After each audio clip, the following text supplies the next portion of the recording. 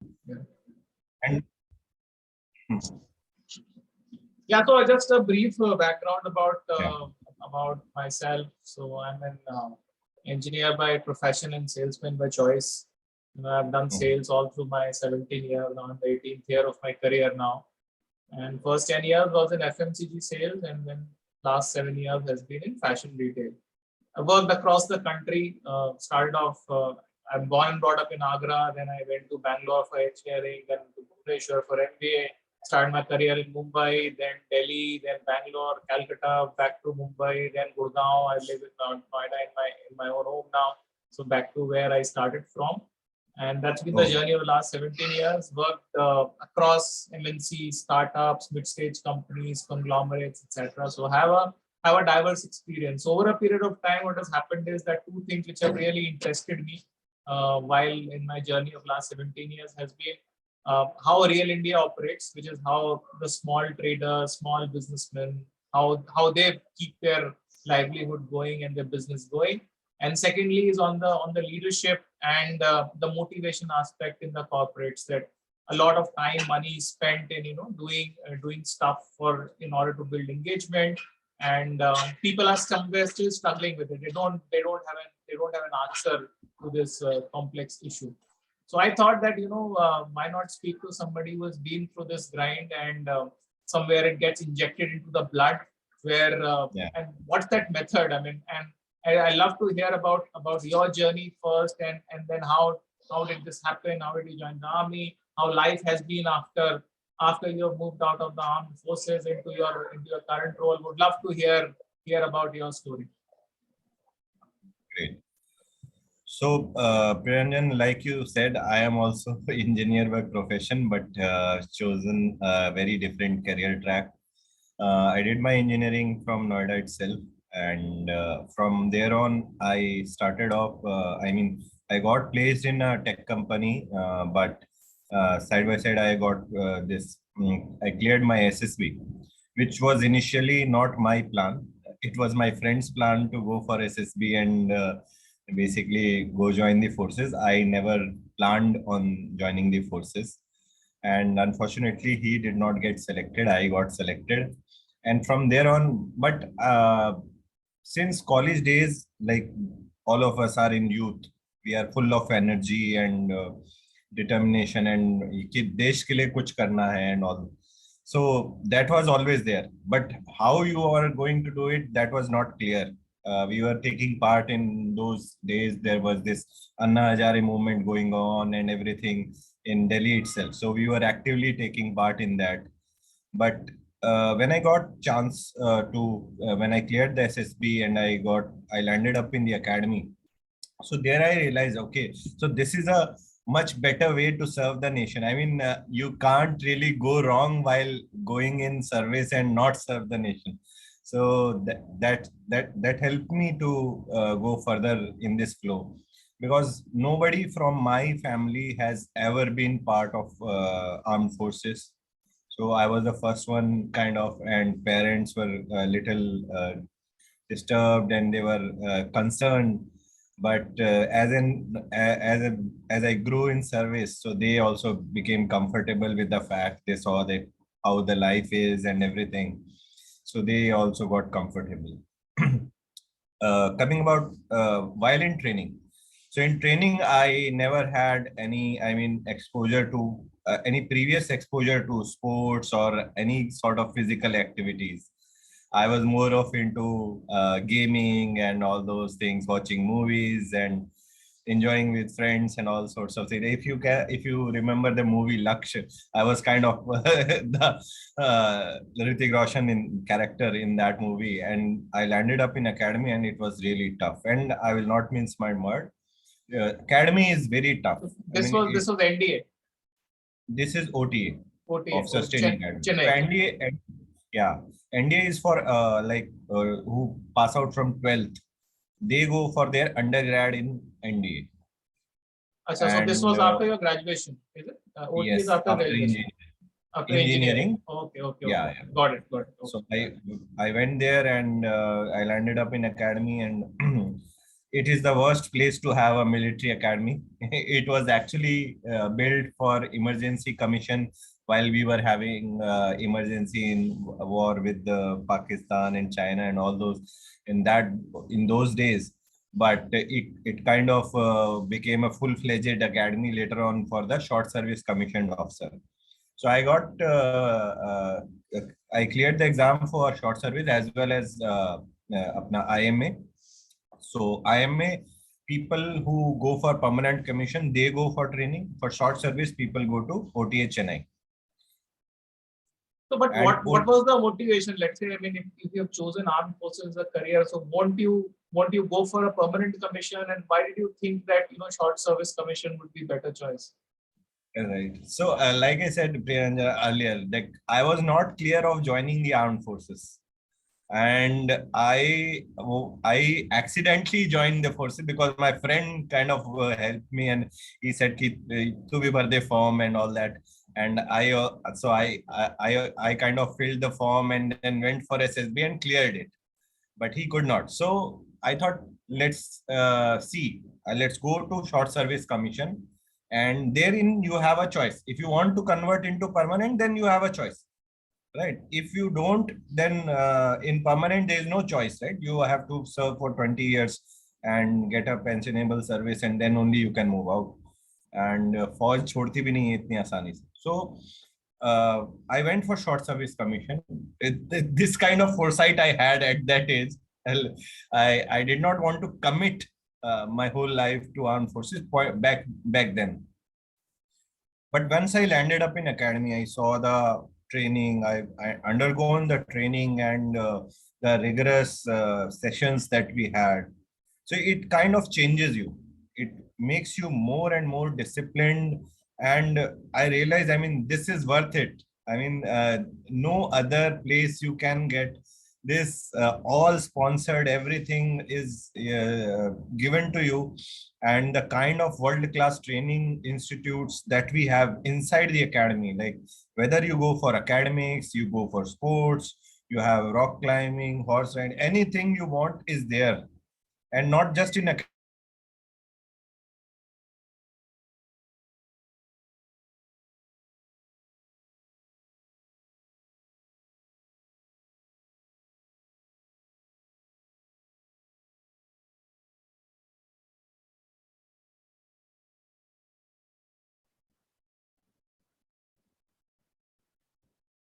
sorry. Yeah, Can go you ahead, hear go me, ahead. Priyanjan? I can hear you now. Yeah. Yeah. I think I got some change over here.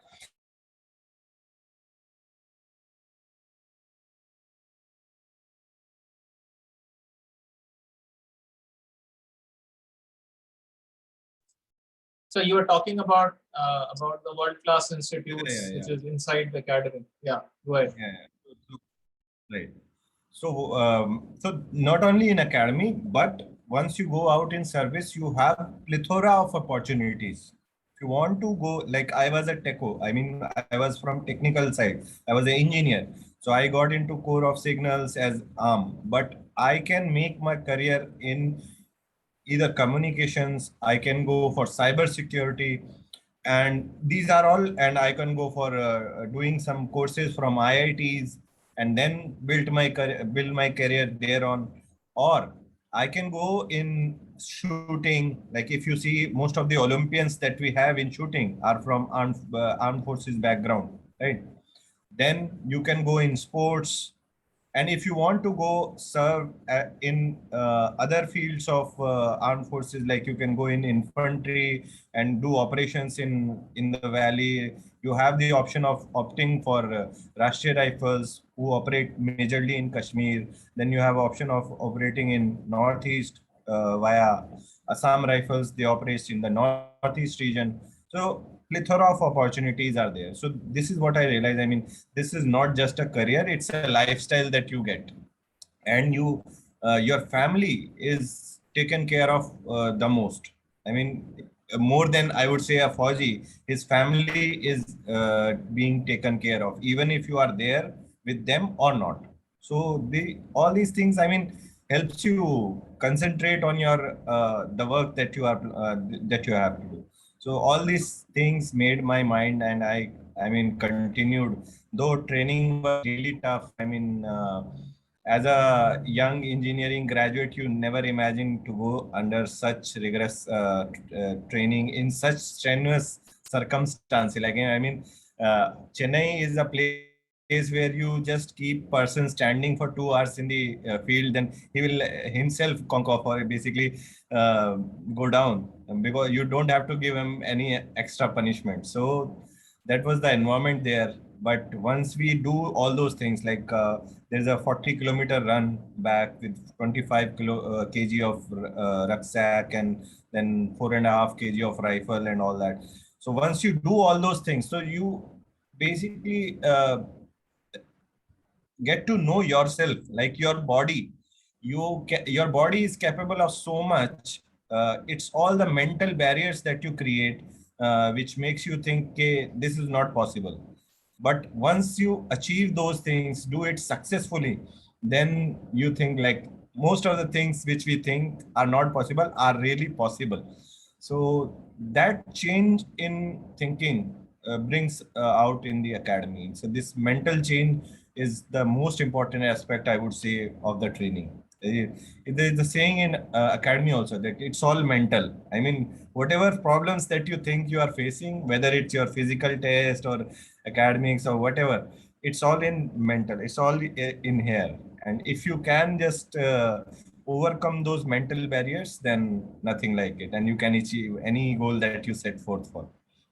So that is how I basically passed my academy, got commissioned in Corps of Signals, which is basically a technical arm of Indian Army, takes care of the communication aspects of the armed forces. And I was fortunate that my first posting was itself in Kashmir Valley, and I served there for 3.5 years. A normal posting is of, I think, 2 years, but I was so loved by the organization that I was kept there for 3.5 years and served there. And yeah, I mean, that is the place where we are doing the real work. So basically, if you are in field, you are doing active works in peace stations like Delhi, Agra, and all there. You are basically training for war. So if in peace station you train for war, in field station you actively take part in operations. So that was a good exposure that I had, and from there on I got deputed to military intelligence also. Thereafter, after serving in Kashmir Valley in my first tenure, I got deputation with military intelligence. And after so that was again a different exposure altogether, a mix of technical as well as operational exposure that I got, and all over India and some other places. And then while in service towards the end of my 5th year, I developed some issues, health issues. And basically you become category in physical category. If you are fit, you are shape 1, and if you are not, then there are various categories that downgrades you. So I became all one of those categories. And and because of that category issue, you can't get really promoted in some places, and then you can't go and serve in field stations, high altitude areas and all that. So all those restrictions came about, and the only choice I had was sticking to a desk job or some sort of like those jobs. So I kind of made an decision that while I was in most of the time I was in hospital, so I had a lot of time to think and think about life and stuff. So I made a decision to move out from there on. But all the learnings that I have from there, the experience, the exposure that I had, still helps me to this day. And I'm sure it will help me till the day I die. I will cherish all those memories, and all the learnings that I have are now helping me perform in a corporate setup as well. I mean, from there on, I went and uh, did a course from IIM Lucknow management course, and from there I worked with Blackstone Group, private equity, if you know. And then I also did a startup with my college course mates who were intending to join me in the forces earlier, and we got selected for a NASCOM's 10K startup program. But that was basically a global e-commerce platform, and we wanted to bring about all the export import stuff online. But later on, we realized that there is a lot of red tapeism and everything involved, the custom clearance, and you can't really bring them online. So we kind of moved on from that project. And yeah, and now I run a successful YouTube channel, also small YouTube channel called the Captain's Podcast. And every week I put out some content around health, wealth, and happiness, and also speak to people like you who are established in corporate setup. So Yeah. are you still with So Blackstone, or you've moved out of no, them? so I moved on from Blackstone during the pandemic. I now am working with a uh, international bank. Okay. Okay. Basically. Okay. Yeah. So how's been the transition after those 5 rigorous and strenuous years to relatively more normal life, what most Indians experience. So Yeah. how's been the transition? So Priyaranjan, so transition was not. I mean, people assume it is going to be a very difficult affair for a Fauji to come into a corporate setup, and till this day I get queries and calls from my course mates who are about to come out. They are completing their tenure of 10 years now. And then also from my senior CEOs and all, who are also coming out of the 4G setup and now joining a corporate setup. But I only tell them one thing. Like you are saying, if you worked in a 4G environment, you have undergone such trainings, and the environment that you worked in, I mean, if you are in Kashmir and field and all high altitude area, you not only face challenge of counter terrorist and operations and all that, there are also challenges of weather, the inclement weather that we face here, the physical strain that you takes toll on your body, the separation from family, the all the issues related to your troops. You are the officer who is solving all those. So all those things combined, this is nothing. I mean, this is nothing in front of that. So don't fear. It will take some time to adjust. But the one thing good about Fauji's is they adapt very quickly, mostly because of their service life, because every 2 years they move on, and within those 2 years they are also not sticking to one appointment. Like one day you are doing an adjutant who's like the administrator of the unit, next day you are doing quartermaster who is the logistic officer of the unit, the next day you are going out for operations. So they are very adaptable, and once you come into a corporate setup, so that is to get adapted to that becomes very easy, but it takes some time. And for that, the course that our organization help us to go through, like the course I mentioned, I am Lucknow one, it helps you transition easily. I mean, you learn the corporate jargons. Like we never used because we never worked for a profitable or for profit entity there, so we never thought of in terms of profit loss and revenue and balance sheet and all that, those things. But these are important in corporate, so all those jargons you kind of learn there, and once you do it practically, I don't think that's a very difficult affair. And some skills like Excel and all those things we use there a little bit, but here it is more prominent. So all those things you kind of catch up while in doing that course and over course of initial career days in corporate. So that was not difficult, but the only thing is required is focus, I would say. And while I was starting off my career in corporate with Blackstone Group, so I kind of used to go early in the office hours. I mean, even the janitor used to come after me, and I kind of catch up on all things before normal office time starts, because I have to work twice as hard with people who are less than my age. My peer group was all those graduates from these fancy colleges, IIMs and ISBs and all that. So I had to work twice as hard as them. So before they used to come, I used to finish all my work, and then I used to join them. And they were very kind, and they used to give me due respect. But I kind of worked like an intern, even though I had 6, 7 years of service. but I used to work like an intern, sit with them, learn from them, and they were very kind enough to show me the ropes and how you put all those function, we look up and all those things. I was not aware of all those things, but I learned from them. So that osmosis was very good for me, and that is what is required: the intention and curiosity to learn. If it is there with you, whether you are coming from armed forces background or any other, that really helps you to grow, and become a learning machine. And if you do that, then you can achieve what they probably did in 2 3 years. You can do it in 6 months. So that is how I had gone about it. Great, fantastic. So what will be interesting to for me to understand is that you came from a background which is very engaged. Like, I mean, you in a way for an outsider like me, it seems like every person in armed forces.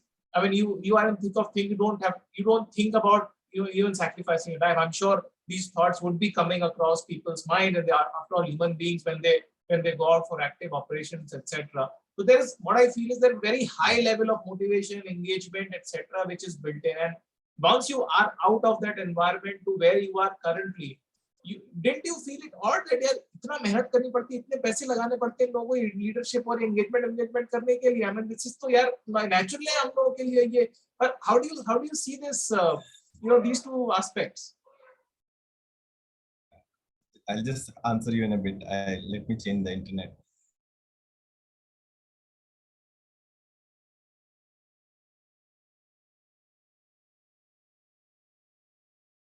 Yeah. So you are right, Priyanjan. I mean, first, the initial days when I came out and a corporate setup, I used to. So the shock for me was like people were very, time oriented and resource oriented. Like you have to do it during this time. And for example, I when I joined initially, I went to the office on Saturday also. So when I reached there, there was nobody there. It's all closed. And I called up my HR and yeah, आज कुछ छुट्टी वुट्टी है whatever what it's weekend weekend is off for you.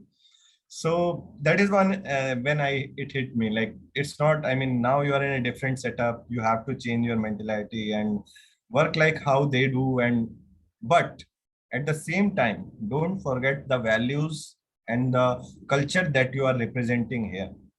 See, people from armed forces come and they are expected to perform in more disciplined fashion because of their background and the values that they represent. The same thing I always thought, no matter how the setup I'm going to enter in, I will not forget what I have learned over the year and the course of my military career. And that is the thing which commands you respect within my peers. So my peers were seeing that this person, although coming from a different background altogether, is eager to learn, is disciplined about it, is doing the work, is putting in the hours. So that is how you get that respect. And the leadership aspect. Nowadays, I am seeing this trend started from past 3 4 years that earlier only foreign MNCs were hiring military veterans because they have a background of hiring, like in US, UK, Australia, all those developed countries. They have this concept of hiring veterans in senior positions. But in India, that kind of I would say trend was not there. They were only limited to security or administrative job, no matter what background you're coming from. But now all these companies like Amazon, JP Morgan, Morgan Stanley, all these big MNCs, they are realizing the power of veteran that he brings with him. And what I realized and what I tell my course mates and other people from our society, they are looking for all those soft skills like leadership, team management, team building, and discipline, hard work, loyalty towards the organization, and all those things. Because these are the things you cannot teach them. The people, you can't do a course or a seminar for motivation and next day you can give them the certificate, you are certified motivator. These are the quality you have to imbibe over a period of time. You can't become a motivator or a disciplinarian or a leader by doing a course, right? You have to bring about these qualities over a period of time, and they are getting natural leaders. And all the hard skills that I talk about, like Excel or in fact coding or anything, like I also became full stack developer even after 10 years of my career. Never I did coding once, but now I'm also a full stack developer also. So all these things can be taught within a span of 2 3 months or 6 months or whatever. With some hard work you can learn each and every hard skill, but soft skills cannot be taught. That is the thing which the organizations are realizing in the corporate sector, that these are natural leaders. And what they feel is, once you get all these people in your organization, others can learn from them how they are behaving in a fashion that a leader is supposed to behave. They are leading from front. They are not shying away from taking responsibilities. The one thing I see is nobody wants to take responsibility of any, it doesn't matter, good thing, bad thing, or whatever. But as a main characteristic which a Fauji is judged on is moral courage. And by moral courage, what we say mean is the ability to take responsibilities when things go bad, right? You are able to take the responsibility then, not when the thing, everything goes fine and you come there for credit. Okay, yes, I did this. But when things go bad, you own up to all those things, like, yes, I am responsible. This kind of moral courage is missing, I feel, from corporate setup. But that is the thing which people from armed forces can bring about and others can learn. That is the only takeaway I have, I mean, from my side. So fundamentally, what my understanding and take is that while if you are in the armed forces, you do not have your objective. It's an objective of a unit or your whatever your command or the terms which I'm not too familiar with. And more or less, it's a national objective. You're doing something which is far beyond. What you think or what you stand for. The difference in the corporate world is here the objectives are very, very isolated.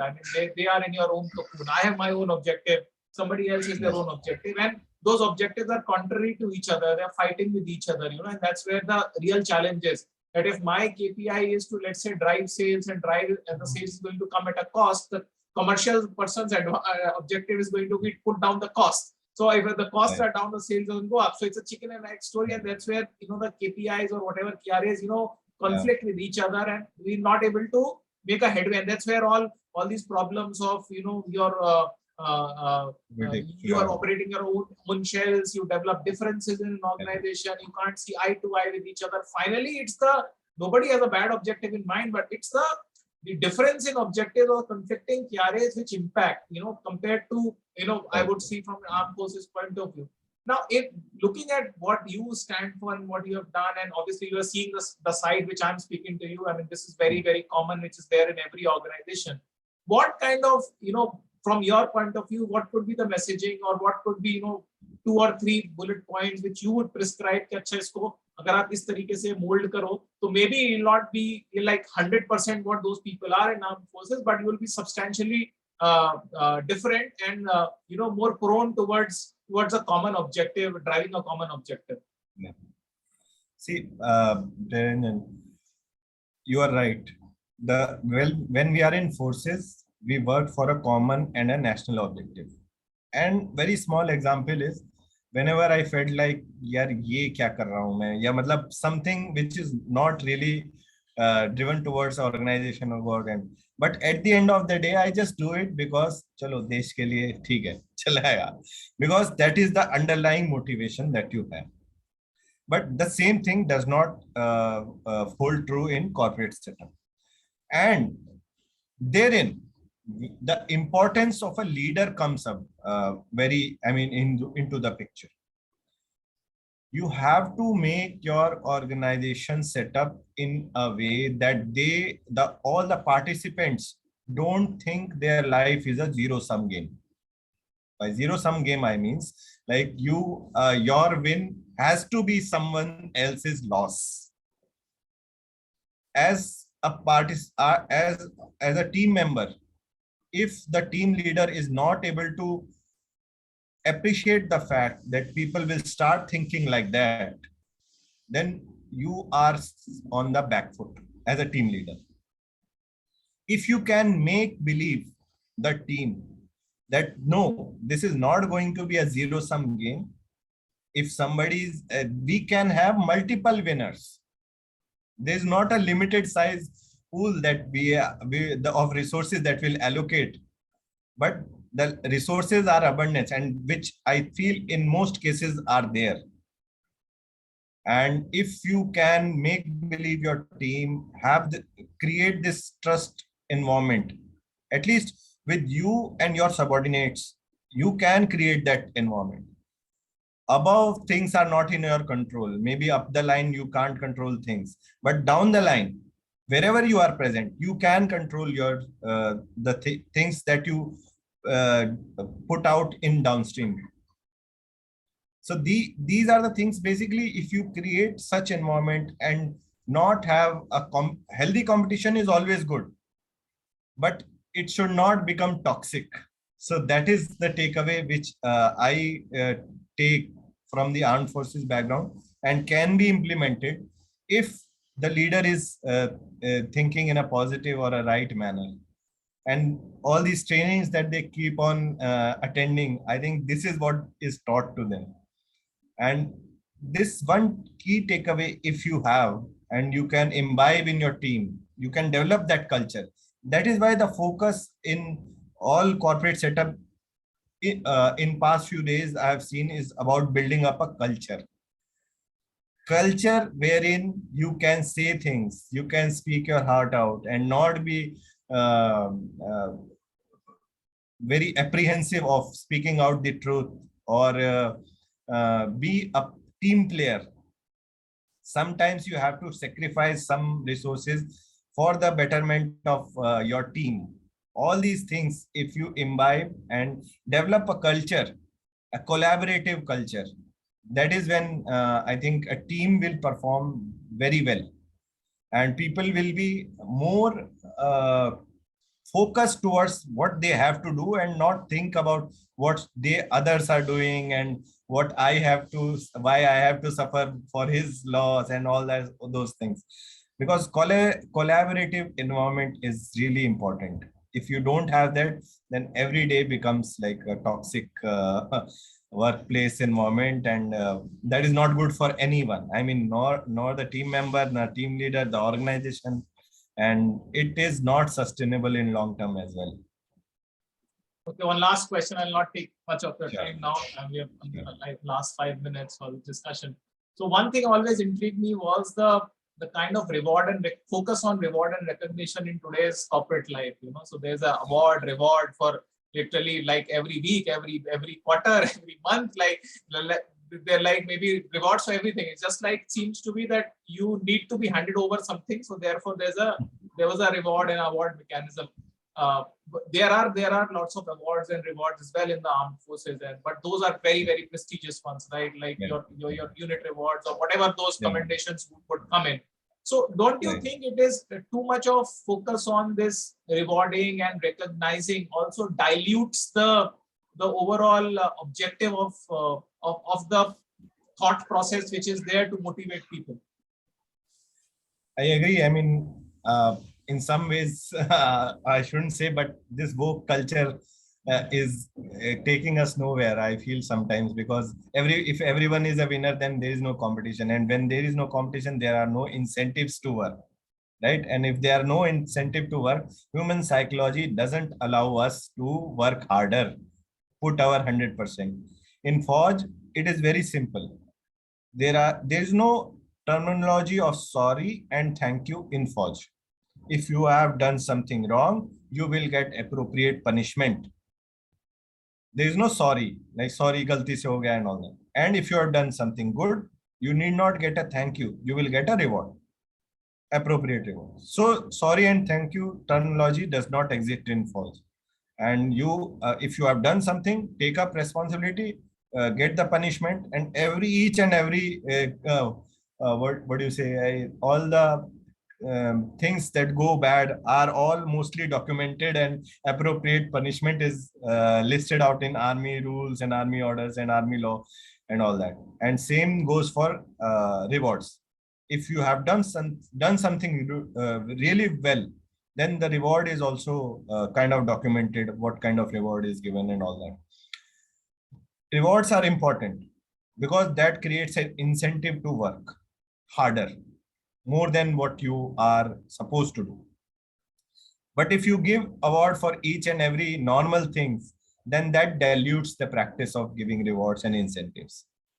Same thing I feel is kind of going on in this sort of woke culture, like everyone is a winner and there are no losers. But if you don't understand the cost of losing something, even as a child, then how you be motivated that if you are not, as if two teams are playing, then there has to be one winner, right?